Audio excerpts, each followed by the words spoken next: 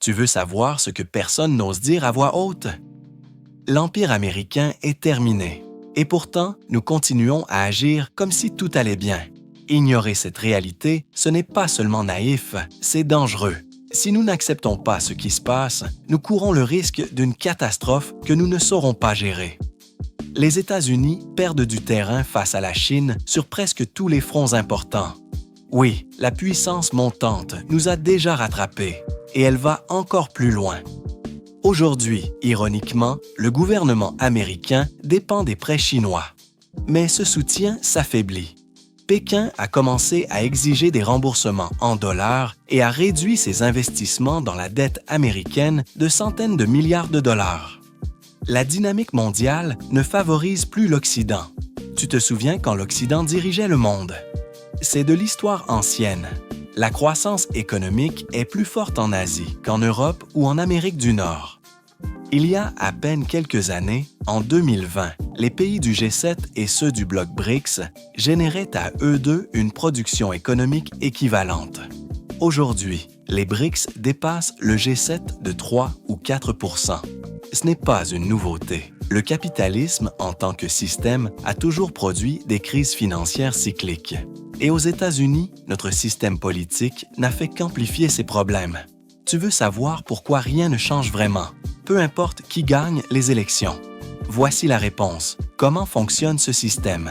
D'un côté, il y a les grandes entreprises et les élites économiques. Elles sont minoritaires, mais elles fournissent l'essentiel du financement des partis politiques. Républicains et démocrates dépensent des sommes colossales pour gagner les élections. Publicité, réseaux sociaux, marketing, tout coûte cher. Et pour obtenir cet argent, ils dépendent de ces puissants donateurs. Et que demandent ces donateurs en échange? Peu ou pas d'impôts et beaucoup d'avantages. Ils veulent un État qui protège leurs intérêts commerciaux, des bases militaires à travers le monde, des infrastructures, des travailleurs bien formés, un système judiciaire à leur service. Même l'industrie carcérale est façonnée pour servir leurs objectifs. Dans le même temps, la majorité de la population, les travailleurs, les employés, attend elle aussi des services de l'État, des écoles publiques, des hôpitaux accessibles, des routes fonctionnelles. Et elle ne veut pas non plus payer plus d'impôts. Mais contrairement aux riches, elle n'a pas les moyens d'influencer les politiques. Elle n'a que son vote. Et que font les politiciens? Exactement ce que tu penses qu'ils font quand ils ont peur de perdre le pouvoir. Ils essaient de satisfaire les deux camps sans en contrarier aucun. Mais s'ils augmentent témérairement les impôts des riches, ils perdent leur financement. Et s'ils mettent la pression fiscale sur la population, ils risquent une révolte sociale. Alors, ils choisissent une issue facile, mais insoutenable, l'endettement. Ça te semble familier? On paiera plus tard, mais ce plus tard est déjà arrivé. Ils financent les services publics sans augmenter les impôts. La population est satisfaite, les élites continuent à financer les campagnes et le jeu politique continue.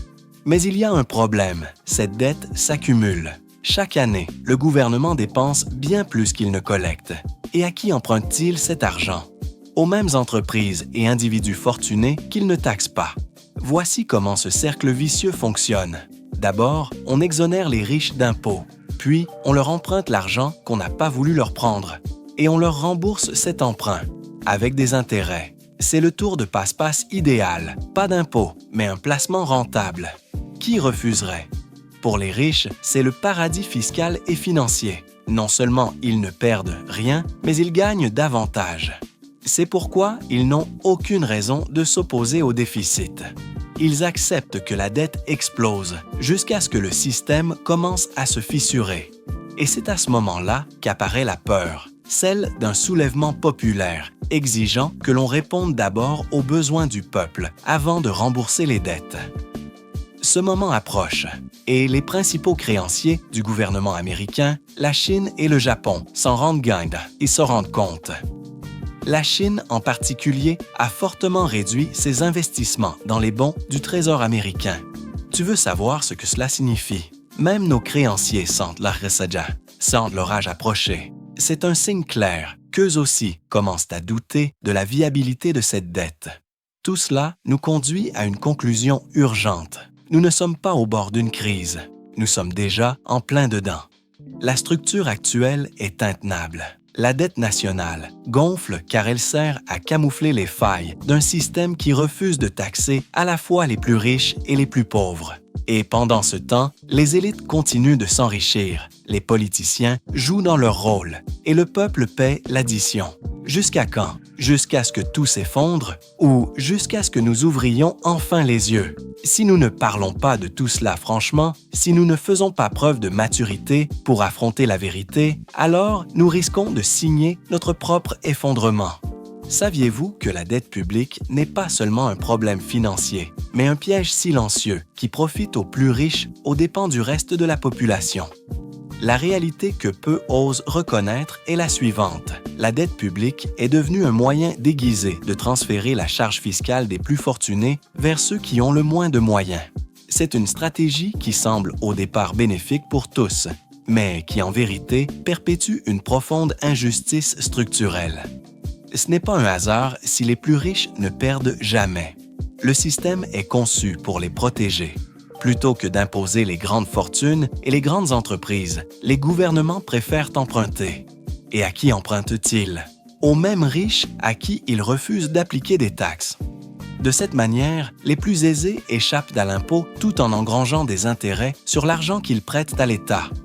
Le cycle se répète. Pas d'impôt, prêt à l'État, retour sur investissement. Tout cela au détriment des travailleurs. Si cela vous révolte, attendez de découvrir ce qui suit.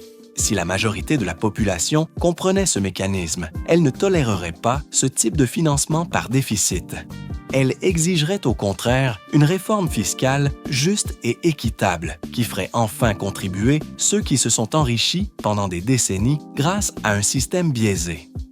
Mais cette prise de conscience n'a pas encore eu lieu et pendant ce temps, la dette continue de croître. Nous sommes assis sur une bombe à retardement économique. Je crains que nous ne trouvions pas de solution réelle avant que cette bombe n'explose. Et si vous me demandez quand cela arrivera, je ne peux pas répondre. Car cela dépend en réalité du moment où le capitalisme aura épuisé ses outils pour maintenir son pouvoir. L'Occident est en train de perdre son leadership. Et le monde entier le remarque. À mon avis, nous assistons à un déclin généralisé du capitalisme, en particulier dans les régions qui ont autrefois conduit son expansion, l'Europe occidentale, l'Amérique du Nord et le Japon. En revanche, l'Asie est devenue le nouveau cœur du développement industriel et économique. Le centre du capitalisme n'est plus là où vous le pensiez. Depuis une quarantaine d'années, nous avons vu le moteur du capitalisme se déplacer vers l'Est et le Sud. Des entreprises autrefois florissantes aux États-Unis et en Europe ont délocalisé leurs activités en Chine, en Inde, au Brésil, au Vietnam et dans d'autres économies émergentes. Pourquoi? Parce que les salaires y sont plus bas et que les marchés y croissent plus rapidement. Le capitalisme va là où les profits sont les plus élevés, peu importe les conséquences. Ce phénomène n'a rien de nouveau. Le capitalisme a toujours migré vers les zones les plus rentables. Ce qui change aujourd'hui, c'est l'ampleur du mouvement, et nombreux sont ceux qui refusent encore de l'admettre. Et comment l'Occident réagit-il? Il ferme les yeux. Dans une grande partie de l'Occident, la réaction dominante à cette réalité est ce que les psychologues appellent le déni. Les gouvernements et les dirigeants politiques préfèrent de continuer de dire que tout va bien, que nous restons des puissances incontestées. Pourtant, les faits racontent une autre histoire. Accepter la vérité est difficile, mais c'est le premier pas vers le changement. Faire face à cette réalité demande du courage, tant intellectuel que politique. Cela exige d'admettre que nous ne sommes plus au centre du monde et que l'équilibre mondial a profondément changé. Nous vivons encore dans l'illusion du passé. Nous ne sommes pas encore prêts à assumer cette vérité.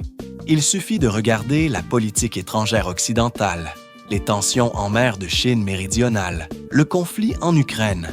Tout montre que nous agissons encore comme si nous détenions un pouvoir que nous avons perdu. Et les chiffres ne mentent pas. Un des moyens les plus parlants d'illustrer ce changement est d'analyser le PIB, produit intérieur brut, qui mesure la valeur totale des biens et services produits en une année. Si l'on additionne le PIB des États-Unis et de leurs principaux alliés du G7, États-Unis, Canada, Japon, Royaume-Uni, France, Allemagne, Italie, on constate que ce bloc économique, autrefois dominant, a désormais été dépassé par les pays émergents regroupés dans les BRICS. Brésil, Russie, Inde, Chine, Afrique du Sud. Le monde a changé, même si beaucoup refusent encore de l'admettre. Actuellement, le produit intérieur brut, PIB, du G7 est nettement inférieur à celui de la Chine et de ses alliés au sein du groupe des BRICS, cette coalition émergente qui gagne en influence. Cela montre clairement que la croissance économique mondiale est plus rapide en Orient qu'en Occident. En 2020, le PIB combiné du G7 et des BRICS était quasiment équivalent. Cependant, aujourd'hui, les BRICS dépassent le G7 d'environ 3 à 4 %. Cet écart croissant reflète une transformation profonde qui redéfinit le capitalisme mondial et influence la dynamique des relations internationales. Nous assistons à cette mutation en temps réel. L'essentiel est de comprendre que cette réalité est en cours et que chaque pays, y compris le vôtre et le mien, reconsidère ses stratégies internationales, sa place dans le monde et l'avenir de ses secteurs industriels en raison de l'évolution rapide de l'économie mondiale. Nous avons un problème évident. Notre puissance relative s'est affaiblie. Pourtant, personne ne veut l'admettre ouvertement. Personne n'ose reconnaître qu'il n'y a pas assez d'emplois pour notre propre population, ni que les salaires sont insuffisants. En tant que société, nous sommes pris dans une crise d'angoisse face à des problèmes non résolus, tandis que nos dirigeants tentent de nous distraire avec des boucs émissaires. Facile. Je vais aborder le scénario incertain et complexe que pourrait engendrer l'administration Trump, en commençant par le Mexique, pays très présent dans les médias à cause de la menace de déporter 15 millions d'immigrants sans papier, dont la majorité seraient renvoyés au Mexique via la frontière sud. En même temps, des droits de douane ont été annoncés sur une large gamme de produits mexicains exportés vers les États-Unis. Le Mexique, étant un pays à revenu par habitant relativement faible, dépend fortement des envois de fonds que ces migrants aux États-Unis lui adressent. Ces transferts d'argent soutiennent l'économie locale de nombreuses petites communautés, permettant l'achat de biens essentiels. Si les expulsions massives ont lieu, ce flux monétaire diminuerait considérablement, provoquant un choc économique majeur au Mexique. Mais ce n'est que le début des conséquences des expulsions et des droits de douane annoncés. Depuis la signature de l'ALENA sous la présidence Clinton et son renouvellement sous Trump, le Mexique bénéficie d'une protection contre l'imposition de droits de douane par les États-Unis. Cela a été fait précisément pour garantir le libre-échange et renforcer les économies des deux pays. Le principal marché d'exportation du Mexique est les États-Unis. Si les prix des produits mexicains augmentent à cause de nouveaux impôts, c'est-à-dire des droits de douane, les consommateurs américains réduiront leurs achats, affectant directement l'économie mexicaine. Cela fermerait un marché vital pour le Mexique et entraînerait la perte de millions d'emplois. La question est de savoir si les Américains sont prêts à faire face à une profonde instabilité sociale le long de plus de 1000 milles de frontières communes. C'est un aspect crucial à prendre en compte. L'histoire économique des États-Unis au 19e et 20e siècle a été marquée par une croissance soutenue grâce à la capacité du pays à accueillir et intégrer des millions d'immigrants. Cette force n'existe plus aujourd'hui. Actuellement, il n'y a pas assez d'emplois pour les citoyens américains ni de salaires décents pour les travailleurs. Lorsque des immigrés arrivent, ils trouvent une situation décourageante, ce qui suscite la peur parmi la population locale. Notre faiblesse actuelle est un fait que peu osent reconnaître. Au lieu d'affronter cette réalité, une narration simpliste a été promue, rassembler les personnes considérées comme indésirables pour les expulser.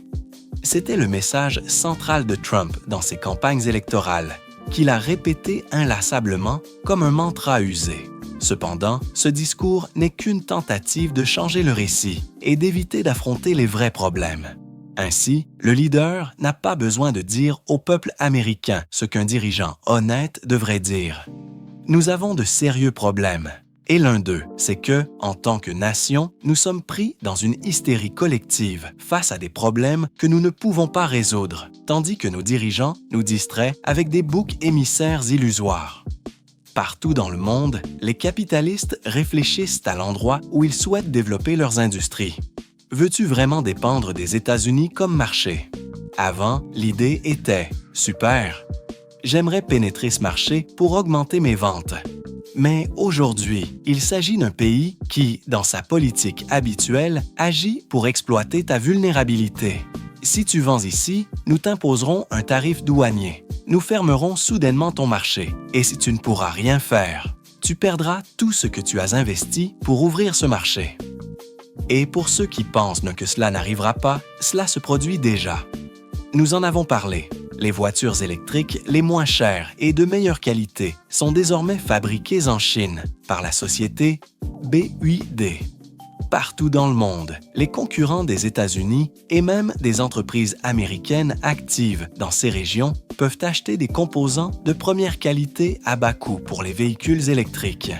Cependant, les fabricants américains doivent faire face à des prix 2 fois plus élevés en raison d'un tarif douanier de 100% imposé par Biden et que Trump maintiendrait vraisemblablement, puisqu'il a initié cette série de tarifs contre la Chine. Cette situation est nuisible aux États-Unis. Cela signifie que les rivaux internationaux ont accès à des intrants moins chers que leurs homologues américains. Et à long terme, qui pour nous se compte en quelques années seulement, cela conduira à une perte d'emplois sur le territoire national et à une délocalisation des emplois à l'étranger. Je pensais que nous ne voulions pas que cela arrive, mais c'est une conséquence directe des politiques actuelles. Les États-Unis deviennent un partenaire économique isolé et problématique, ce qui découragera les investisseurs privés comme publics. C'est un très mauvais message que nous envoyons au monde. Pendant un siècle, le Parti républicain a été synonyme de défense des impôts bas. C'est sa carte maîtresse. C'est pourquoi la majorité des Américains les plus riches soutiennent les républicains. Ils veulent conserver leur richesse et échapper à l'impôt. Et ils ont les moyens de financer des politiciens qui défendent leurs intérêts.